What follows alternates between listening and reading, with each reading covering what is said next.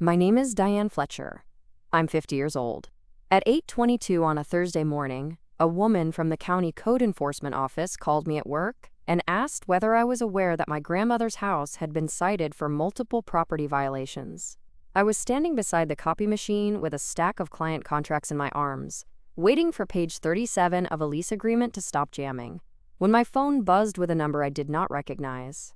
"Diane Fletcher?" the woman asked. "Yes. This is Marcia Bell from Franklin County Code Enforcement. I'm calling regarding the property at 118 Willow Creek Road." The address hit me in the chest before the meaning reached my head. Grandma's house. White clapboard. Blue shutters.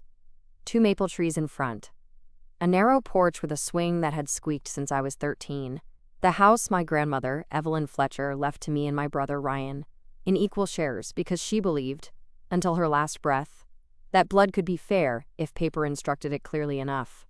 The house my brother moved into temporarily after his divorce. 5 years earlier.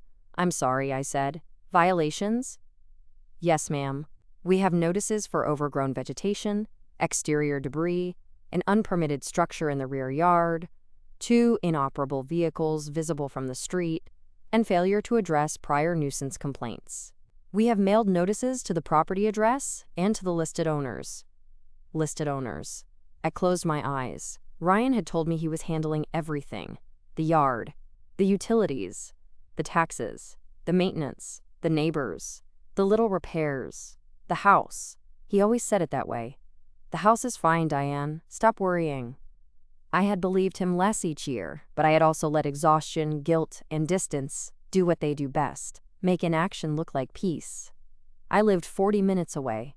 I worked full-time as an operations manager for a commercial insurance brokerage. I had 2 teenagers finishing high school, an ex-husband who paid child support like it was a weather-dependent hobby, and a mother in assisted living who needed weekly help with bills, appointments, and remembering which remote controlled the television. Ryan was right there in the house, temporarily. That word had stretched until it covered 5 birthdays, 2 roof leaks, 3 family Thanksgivings, 1 broken porch rail, a dozen unanswered texts, and now, apparently, county violations. Marcia continued. "We have a compliance deadline of June 20th. If the property remains non-compliant, fines may begin accruing daily, and the county may pursue abatement." "Daily fines?" I asked. "Yes, ma'am. How long have notices been going out?" There was a pause as she checked. "The first written notice was mailed in March, a follow-up in April, a certified letter last month. We also posted notice on the property." My face went hot. March, April, last month. Posted notice. Ryan had not told me. Not once. "Ms. Bell," I said, shifting the contracts to the copy machine table, "can you email me the full record? Every notice, photograph, complaint, deadline, and inspection note? Are you the owner of record?" "One of them." "Then yes. We can send the file to the email on record after confirming your identity." "Please do." She softened slightly. "I know these situations can be difficult with family properties." That almost made me laugh. Difficult. Such a tidy word for discovering your brother had turned Grandma's house into a county file. "Thank you," I said. When we hung up, the copier finally spat page 37 into the tray like it had done something useful. I stood there, staring at my phone. Then I opened my messages and found the thread with Ryan, the last one from me 3 weeks earlier. "Did you ever fix the gutter over the porch? I noticed water damage in the photo you sent. Ryan. It's handled. Before that? Did the property tax bill come? Ryan. Paid. Relax. Before that? Mom said Mrs. Hanley complained about cars in the yard. Ryan. Mrs. Hanley complains if a leaf looks at her wrong. Before that? Ryan, we need to talk about a long-term plan for Grandma's house. Ryan. Can we not do this right now? I'm still getting back on my feet. 5 years. Apparently his feet had become a zip code. At 10:17, the county email arrived. I opened the attachments in my office with the door closed. The first photo showed Grandma's front yard waist-high with weeds along the fence. The second showed 2 cars in the side yard, one missing a tire. one under a tarp that had torn loose and flapped like a surrender flag. The third showed a pile of construction debris near the back porch. The fourth showed a shed Ryan had built without a permit, leaning slightly, with electrical cords running from the house. The fifth showed the porch steps cracked, the railing loose, paint peeling near the windows, and a blue recycling bin overflowing beside the driveway. I stared at the photos until my eyes burned. Not because the house was perfect when Grandma died. It was old. It needed care. But it had never looked unloved. Grandma would have been furious. Not loud furious. Worse. Quiet, lips pressed together, purse already in hand. Someone is about to be addressed furious. Then I saw the certified letter. Addressed to Diane Fletcher and Ryan Fletcher. 118 Willow Creek Road. Ryan had signed for it. His signature was right there. Messy. Careless.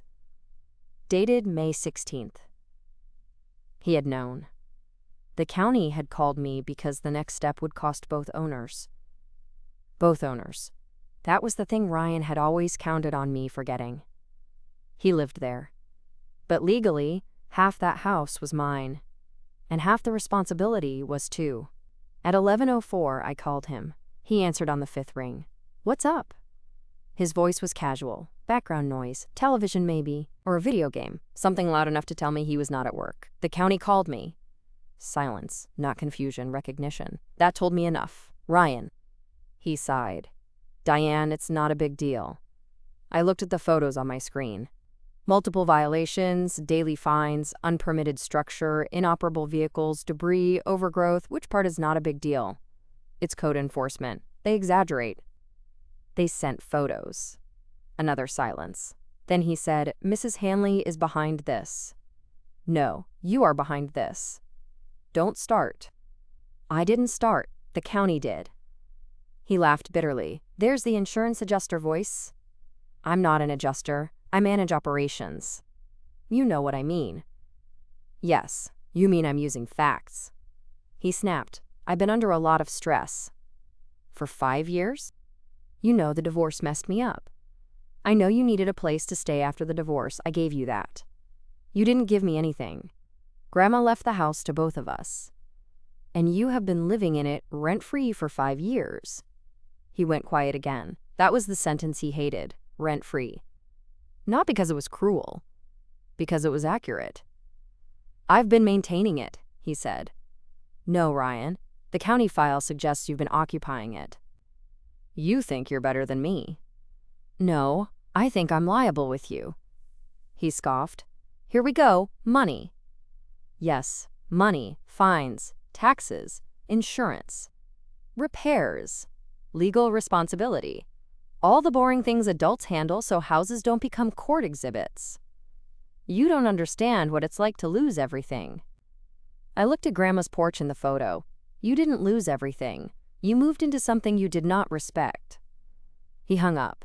I sat back in my chair. For a moment, the old Diane wanted to call back. To soften. To ask how he was feeling. To remind him I knew his divorce had been painful. To tell him we could figure it out. To offer to come over with trash bags and a weekend plan. To do what I had been doing since childhood. Convert Ryan's avoidance into my assignment. Instead, I opened a new folder on my computer and named it Willow Creek Property Records. Then I saved every county file. This is that story. Before I tell you how my brother learned that temporary does not mean 5 years of rent-free entitlement when the county records start naming both owners, tell me where you are watching or listening from, and what time it is there. I always wonder who hears stories like this while remembering the family member who moved into something for a little while, then slowly acted like generosity was ownership. And if you connect with stories about women who were used, dismissed, betrayed, and quietly took their power back, like and subscribe to Ultimate Revenge. Some women do not argue in the driveway. Some women request the county file. Grandma Evelyn's house was the center of my childhood, not because it was big. It wasn't. 2 bedrooms upstairs, 1 bedroom downstairs, 1 bathroom with pink tile, a kitchen that always smelled faintly like cinnamon and coffee, and a back porch with 3 steps that led to a yard full of stubborn hydrangeas. But the house had gravity. Every Sunday, people ended up there. My father, before he died. My mother, before memory began stealing nouns from her. Ryan and me. Cousins. Neighbors. Church ladies. Men who came to fix things and stayed for pie. Grandma had a way of making people feel expected, not invited. Expected in the best way. Like the chair had already been pulled out because of course you were coming, she had rules. Shoes off if it was muddy, no elbows on the table, unless you were crying. No lying about small things because it made big things easier later. No leaving tools outside overnight. And never, ever let a house look abandoned while people still loved it. That last rule was almost religion to her. Grandma painted the porch railing every other summer. She swept the front steps daily. She planted red geraniums in window boxes. She kept a coffee can of nails in the pantry and a notebook labeled "House Things" in the kitchen drawer. The symbolic object in this story was that notebook. A small green spiral notebook with a cracked plastic cover. Inside, in Grandma's handwriting, were decades of house records. Roof patched April. Water heater replaced Ken Miller, paid cash. Back fence repaired. Ryan helped, complained entire time. Maple trimmed, expensive but necessary. Diane cleaned gutters without being asked. That last entry still makes me cry. I found it after she died. Diane cleaned gutters without being asked. To Grandma, that was love. Not speeches. Not posts. Not showing up for the reading of the will in a black dress and looking devastated. Gutters. Nails. Receipts. Paint. Care. Ryan was always Grandma's soft spot. He was 2 years younger than me, charming, restless, and allergic to finishing things. He could talk his way out of trouble faster than I could read the rules. Teachers said he had potential. Coaches said he just needed discipline. Employers said he interviewed beautifully. Women said he was different at first. I loved him. That is the hard part. It would be easier if he were a villain in every room. He wasn't. Ryan could make Grandma laugh until she wheezed. He remembered birthdays. He brought flowers when he had money and wildflowers when he didn't. He once drove through a snowstorm to bring my daughter medicine when my car would not start. He was not heartless. He was irresponsible. And in families, irresponsibility becomes contagious when everyone else keeps cleaning it up. I became the cleaner early. Dad died when I was 16, heart attack. One afternoon, he was yelling at a baseball game on television. The next, he was gone. Mom folded inward after that. She kept working at the library, kept cooking, kept smiling, but something in her became quieter and less available for logistics. Grandma stepped in often. So did I. Ryan reacted differently. He broke curfew, skipped homework, crashed Mom's car into a mailbox, lost jobs, borrowed money, apologized beautifully. People forgave him because grief had made him dramatic, and drama is easier to notice than responsibility.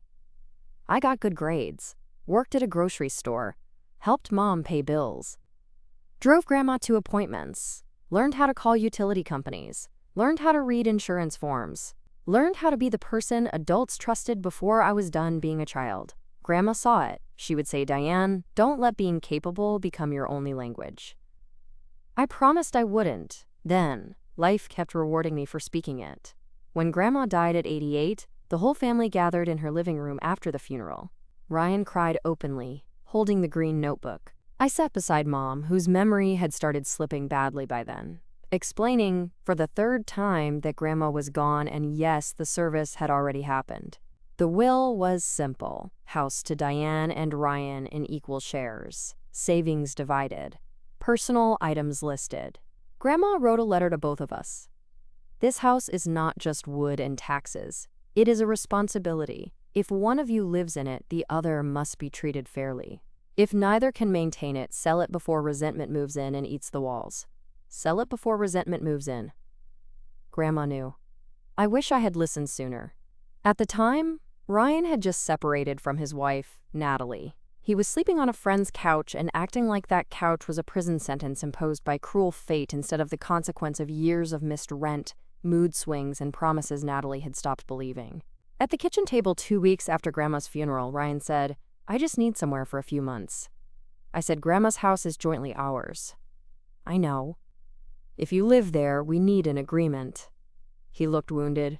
"Diane, seriously, I just buried Grandma and lost my marriage." "I'm not saying no. I'm saying we need clarity." Mom, still clearer then, touched my arm. "Family helps family, honey." I looked at her. "Family also writes things down." Ryan shook his head. Wow. There it was, the first little shame, the suggestion that requiring structure from a grieving brother made me cold. I softened. My mistake. I wrote a simple agreement anyway, not through an attorney. Another mistake. Ryan could live there for 6 months rent-free while he got back on his feet. He would pay utilities, maintain yard and basic upkeep, keep insurance current through reimbursement, and we would revisit long-term plans by the end of the period. Major repairs split by ownership. No alterations without agreement. No additional occupants without notice. No business use. No junk vehicles. No structures. He signed. I signed. He moved in with 2 suitcases, a mattress, a television, and the promise that he would make the place nice. At first, he did okay. He mowed. He cleaned. He sent me pictures of fresh curtains in the kitchen. He fixed a leaky faucet. He said living there made him feel close to Grandma. I believed him. 6 months became a year because he was still recovering financially. 1 year became 2 because the housing market was insane. 2 became 3 because Mom's assisted living costs were rising, and I did not have the energy for a fight. 3 became 4 because Ryan said he had put money into the house and deserved time. 4 became 5 because I avoided the truth. I was afraid that taking back control would make me look like the sister who made her divorced brother homeless. Ryan understood that fear. He never said it directly. He just leaned on it. Whenever I brought up rent, he said, "So you want me to pay you to live in Grandma's house?" Whenever I suggested selling, he said, "You want to sell Grandma's house out from under me?" Whenever I mentioned repairs, he said, "If you care so much, come do it yourself." Whenever I asked for receipts, he said, "You don't trust me." The answer eventually was no, but I took too long to say it. The first real warning came from Mrs. Hanley. She lived next door to Grandma for 32 years and had the moral endurance of a courthouse clock. She called me one Tuesday evening. "Diane, I don't like to interfere." That was false. Mrs. Hanley loved to interfere, but usually for righteous reasons. What happened? "There are cars in the side yard." Cars? 2 of them. One has no tire. There are also boards piled near the back fence, and the grass is high enough to hide a raccoon with ambition. I almost laughed, then didn't. "I'll talk to Ryan." "Do that, your grandmother would haunt him with a broom." "She would have," I texted Ryan. He replied, "Mrs. Hanley needs hobbies." I wrote, "Are there inoperable cars in the yard?" He replied, "Temporary. Friend is picking them up. Temporary again. The family disease." I let it go after he sent a photo of the front lawn freshly mowed. Careful framing. I see that now. A mowed strip hiding rot outside the shot. The second warning was the tax bill. Grandma's house had always been paid off, but property taxes remained. Ryan was supposed to pay them in exchange for living there rent-free. One December, I asked for confirmation. He sent a screenshot. Paid.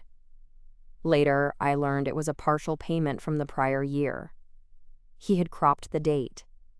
That one hurt more than the overgrown weeds, because it required effort. Laziness is one thing. Cropping a screenshot is another. The third warning was insurance. The carrier sent me a notice asking about occupancy and property condition. I forwarded it to Ryan. He said he handled it. I did not follow up directly. Another mistake. By the time the county called, Grandma's house had become a neglected property in public records, and I had become the co-owner who looked absent enough to deserve the blame. That changed me. Not because of embarrassment, because of evidence. The county file was not emotional. It did not care about Ryan's divorce. It did not care that I was busy. It did not care that Mom wanted peace. It showed violations, dates, photos, signatures, deadlines. Clean, Cold. Useful. I called an attorney that afternoon. Her name was Melissa Grant. She handled real estate disputes and partition actions. I brought the county file, Grandma's will, our signed 6-month agreement, tax records, insurance notices, text messages, and the green notebook. Melissa read quietly for nearly 20 minutes. Then she looked up. "You have let this go too long." I appreciated that she did not soften it. "Yes. But the documents help." "What are my options?" "Several. First, address the code violations immediately, because fines will attach to the property, not your feelings about your brother. Second, we send a formal notice demanding compliance, accounting, access, and a long-term resolution. Third, if he refuses, you can pursue eviction depending on the occupancy arrangement or a partition action to force sale or buyout. Since he is co-owner, it's more complicated than removing a tenant. But his exclusive occupancy, failure to maintain, possible waste, unpaid obligations, and violation notices matter. Waste? In property terms, damage or neglect that reduces value. I thought of Grandma's porch. "Yes," I said, "that fits." Melissa continued. "You need to stop treating this like a sibling disagreement. It is a co-owned asset with liability exposure." I laughed softly. "That sounds like something Grandma would have liked." "Smart woman." "Very." "Then honor her with paperwork." So I did. I hired a licensed cleanup crew for the exterior debris because the county deadline mattered more than Ryan's feelings. I scheduled a property inspection. I pulled tax records. I requested insurance history. I photographed everything from the street before giving notice. Then Melissa sent Ryan a formal letter. Demand for access and inspection. Demand for removal of debris, vehicles, and unpermitted structure. Demand for proof of tax and utility payments. Demand for reimbursement of fines or cleanup costs caused by his occupancy. Demand to negotiate either rental terms, buyout, or sale. Deadline, 14 days. Ryan called me within an hour, not calm. "You lawyered up?" "Yes." "Against your own brother?" "With my own property." "You're unbelievable." I agree. I was unbelievably patient. "You sent strangers to Grandma's house. The county sent inspectors first. You embarrassed me." "No, Ryan. You signed for certified violation letters and hid them." He cursed. I stayed quiet. Then he said, "I live here. This is my home." That sentence was the center of everything. "No," I said. "It is our inherited property. You have treated it like your home when you wanted control and like Grandma's house when you wanted sympathy." He went silent. I continued. "You can buy me out, pay market rent under a formal agreement, agree to sell, or explain your preference through counsel." "Market rent?" he shouted. "Yes." "For Grandma's house?" "For half my house." He hung up again. I was getting used to it. The inspection happened the following Monday. Ryan refused to let the inspector inside at first. Melissa expected that. She sent a second notice. I showed up too, not alone, with Melissa, the inspector, and a locksmith on standby in case access became a legal circus. We did not force entry. We did not need to. Ryan opened the door after 20 minutes of angry phone calls because his own attorney apparently told him refusing access would look terrible. I had not been inside Grandma's house in 8 months. The smell hit first. Old food. Dust. Damp. Cigarette smoke, though Ryan swore he only smoked outside. The living room had a huge television mounted badly over Grandma's old mantel. Cable wires ran down the wall. The hardwood floors were scratched. The dining room was full of boxes, tools, and car parts. The kitchen cabinets were sticky. One window was cracked. The back bedroom had water damage near the ceiling. The basement smelled musty. The back porch steps were soft. I walked through quietly. Ryan trailed behind us, defensive. I was going to fix that. That was like that when I moved in. It's not as bad as it looks. You don't understand old houses. I understood enough. Grandma's green notebook was in my bag. I wanted to open it and read aloud. Never let a house look abandoned while people still loved it. But I did not. Not yet. The inspector took photos. So did I. In Grandma's bedroom, now Ryan's storage room, I found the porch swing cushions shoved in a corner under a tarp. Grandma had sewn those cushion covers herself. Blue floral fabric, faded, but hers. That was the moment I almost broke. Not when I saw the cars. Not the violations. The cushions, carelessly buried. I picked one up and held it. Ryan said, "Don't start crying over cushions." I turned to him. He stepped back. Good. Maybe my face finally said what my words had been too measured to carry. I said, "You are going to leave this house one way or another." His mouth opened. I continued. "You can do it with a buyout, a sale, or a court order, but the temporary arrangement is over."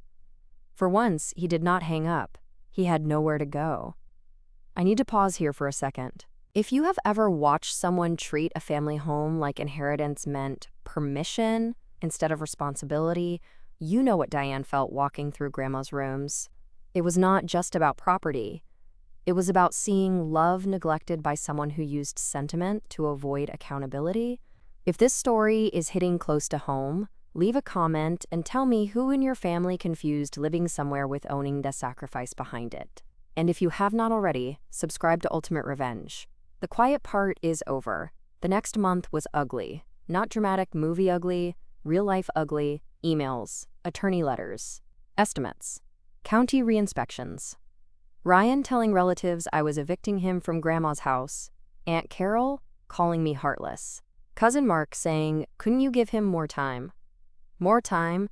5 years had apparently become a warm-up. I sent no emotional explanations at first. Then Aunt Carol posted in the family group chat, "I just think Grandma would be heartbroken to see family fighting over her house." That was when I sent photos. Not all. Enough. The county violation notice. The torn tarp car. The debris pile. The unpermitted shed.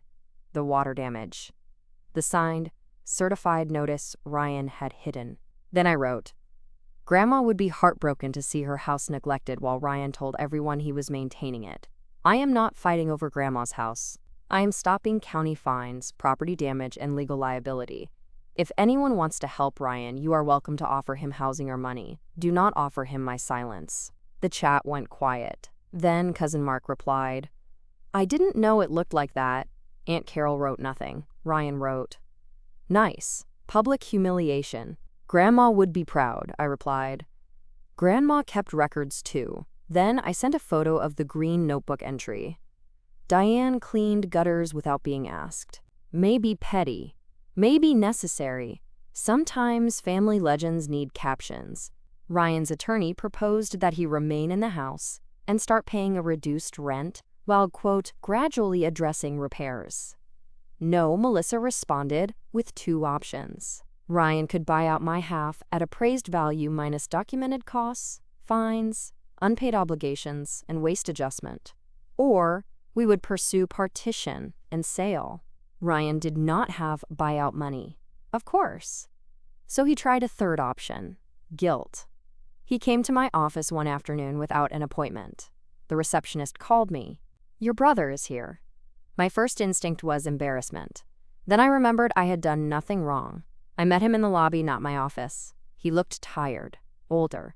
His hair needed cutting. His shirt was wrinkled. He held a folder like he had finally discovered documents existed. "Can we talk?" he asked. "Here." He glanced around. "In public?" "Yes." His jaw tightened. "I don't have anywhere to go." "That is not true. It is just not convenient. I can't afford rent right now. You have lived rent-free for 5 years. I paid utilities. Sometimes?" He looked away. I was depressed. That softened me. Not enough, but some. "I believe you were." His eyes lifted. "You do?" "Yes. I also believe you hid county notices, neglected the property, misled me about taxes, and treated Grandma's house like a storage unit." He flinched. "Both things can be true, Ryan. Pain can explain behavior without excusing damage." He sat in the lobby chair and put his face in his hands. "I don't know how it got this bad." I sat across from him. "Yes, you do." He looked up. I continued, "One small avoidance at a time." That landed, because we both knew the pattern. Mail unopened, grass unmowed, bill delayed, text dodged, pile left, apology postponed, temporary extended. A life can decay through tiny refusals. Ryan's voice broke. I miss Grandma. That one hurt. Me too. I thought being there would make me feel like I still had something. Then why didn't you take care of it? He wiped his face angrily. I don't know. Yes, you do. He looked at me, because if I treated it like responsibility, I had to admit it wasn't just mine.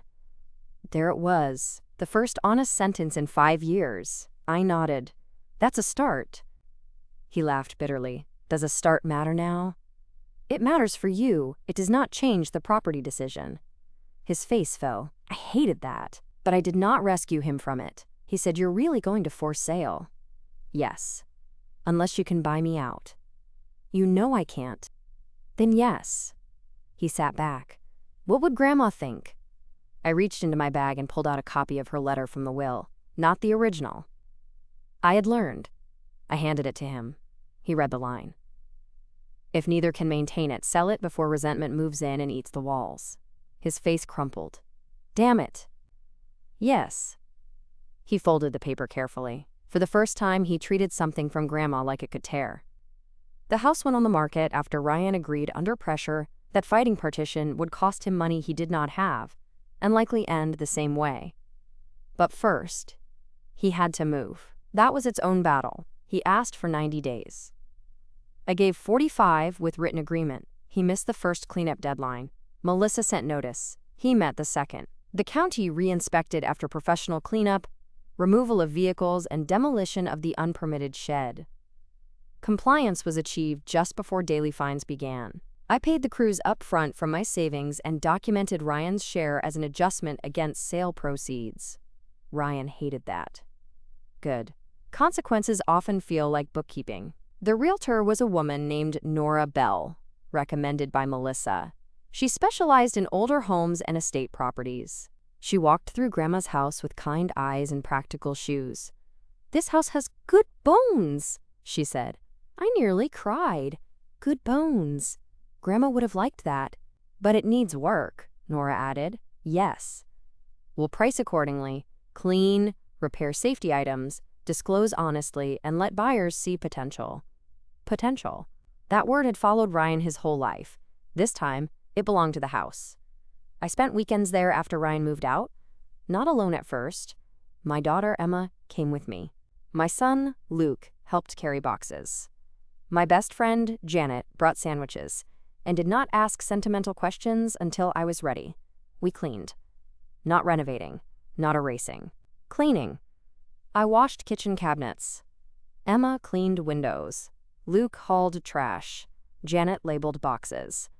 I found Grandma's old rolling pin behind the pantry shelf, her church recipe book, a jar of buttons, a Christmas ornament shaped like a teapot, photos of Ryan and me as children on the porch steps, both of us barefoot, Grandma standing behind us in a house dress with one hand on each of our shoulders. That photo hurt, because there had been love before there was paperwork. I put it in the keep box. Ryan came by once during cleanup. He stood in the doorway like a stranger. The house already looked better without his things. That seemed to embarrass him. He saw the porch cushions cleaned and drying in the sun. I forgot those were there, he said. I know. He touched the porch railing. I'm sorry. I kept wiping the window. For what specifically? He gave me a look. You always do that now. Yes. He sighed. For letting it get like this. For lying about the notices. For acting like living here made it mine. For making you be the bad guy because I didn't want to grow up. I stopped cleaning. That was an apology. Not perfect. But one Grandma might have accepted after making him repaint the porch. Thank you, I said. He nodded. I found an apartment.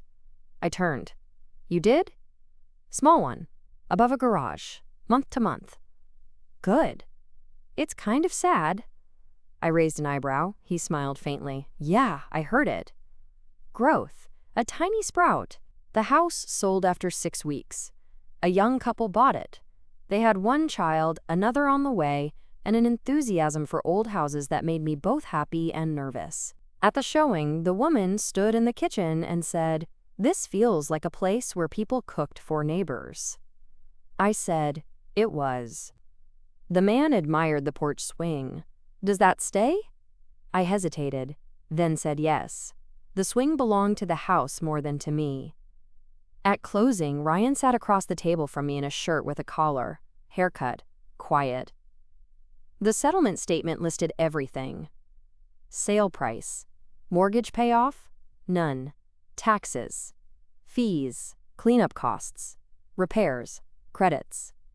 Ryan's share adjusted for unpaid obligations and documented costs. My share.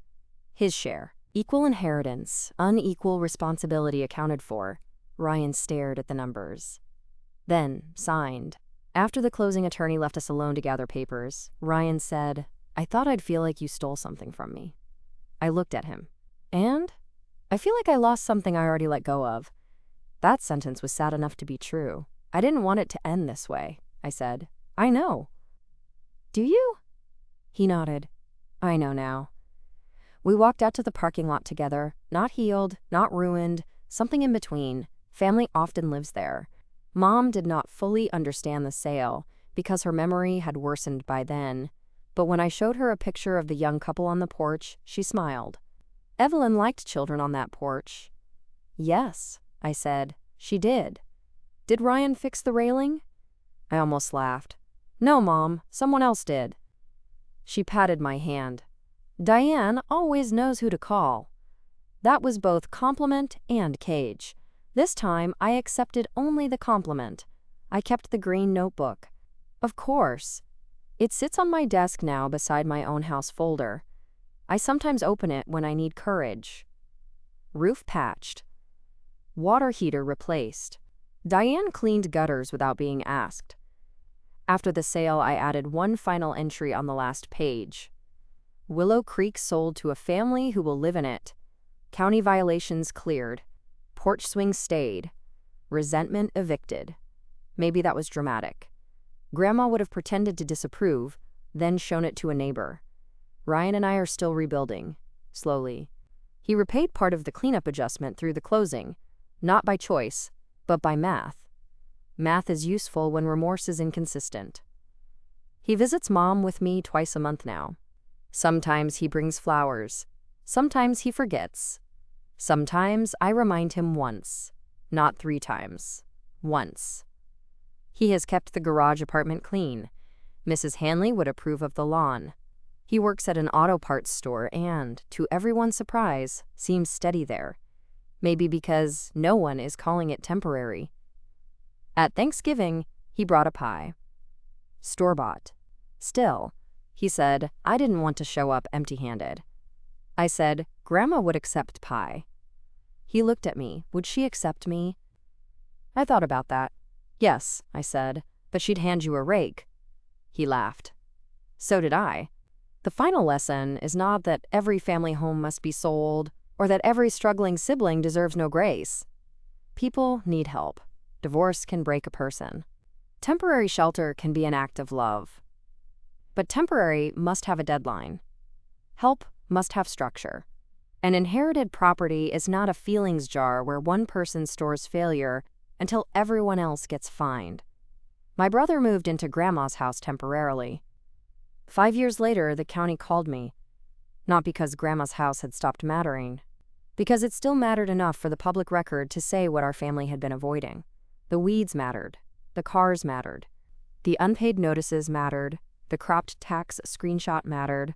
The loose porch railing mattered. The green notebook mattered. And so did I. My half of the house. My liability. My grief. My right to stop being patient while resentment ate the walls. I did not take Grandma's house from Ryan. I took it back from neglect. Then I let it become what Grandma always wanted it to be. A home someone cared for on purpose. Thank you for staying with me through this story. I know some of you have watched a relative move into a family house, borrow a car, occupy a room, use a bank account, or take over an inheritance just for now, only for temporary to become entitlement. If Diane's story reached you, I hope you remember that compassion without paperwork can become a trap. Keep the agreements, keep the tax records, keep the county notices, keep the photos, keep the old notebook if someone wise left you one. And when someone uses grief to avoid responsibility, do not let them turn your silence into their deed. Subscribe to Ultimate Revenge. For more stories about quiet women, family betrayal, silent comebacks, and the moment one county file exposes the whole truth. So tell me, if your brother moved into grandma's house temporarily and 5 years later the county called you about violations, would you give him more time? Or would you use the records to take back control before resentment ate the walls?